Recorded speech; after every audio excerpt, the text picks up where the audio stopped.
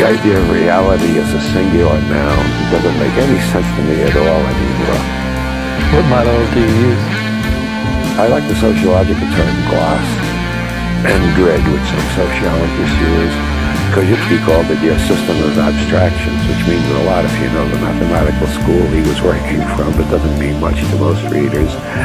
Leary coined the magnificent term reality tunnel. I call it a neurological reality tunnel. Everybody has their own neurological reality tunnel, which is why we misunderstand one another so often and why we misjudge one another so profoundly. Can you describe what a reality tunnel is? We receive, I think, more than 1 billion signals every minute from the environment. Most of them we're not even conscious of receiving. They affect our legs, our arms, our eyes, our ears, our nose, our chest. All this information is pouring in, and the nervous system is making evaluations at different levels, working its way up. One of the classic models is that we got 3 brains, the reptile brain, the mammal brain, and the human brain. I've heard that for so long. I don't know how far back that goes. I knew that when I was in my 20s, which means back in the early 1950s.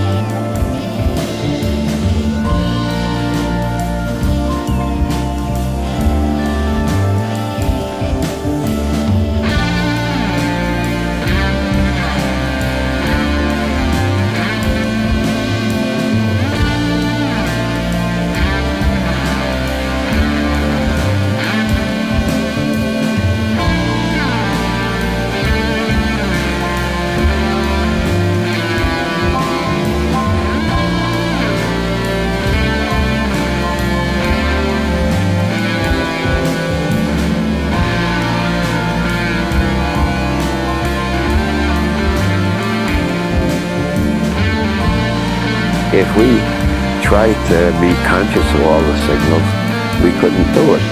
Because to be conscious of that many signals simultaneously means we only perceive chaos, which is the usual first reaction to LSD. Things turn into chaos, and they turn into different kinds of patterns. The chaos is because we can't handle that much information and organize rapidly. So we throw out all the information that seems unimportant, which means we also throw out all the information that seems threatening to our belief system or to our dogma or to our ideology. We throw out everything we think can be ignored safely, so we concentrate on the things that seem important.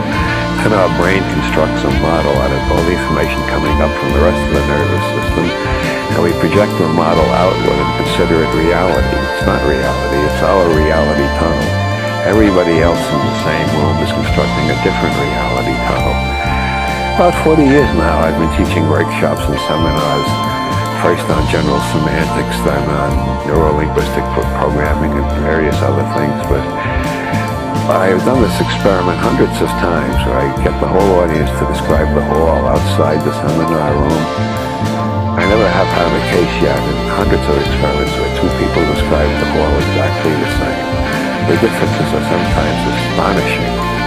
We all perceive a different world because our brains are organizing it according to patterns the brain has created to organize.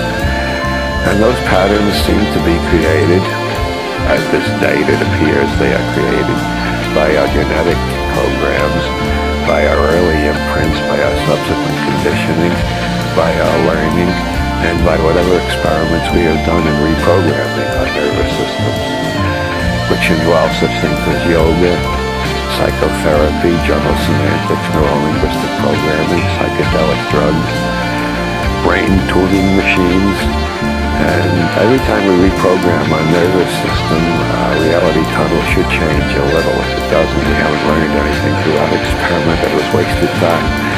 If our reality tunnel changes a little, then we have to spend a lot of time in the next couple of years checking on the reality tunnel and see if we can communicate it well enough to others that we don't get locked up as raving maniacs. If we don't get locked up as raving maniacs, then we can consider your new reality tunnel possibly just as good as your old one and maybe more accurate in some ways. It's traditionally been part of alchemy for a couple of thousand years, both east and west. The multiplication of the first matter really means changing your nervous system from inside, what John Lilly calls meta-programming.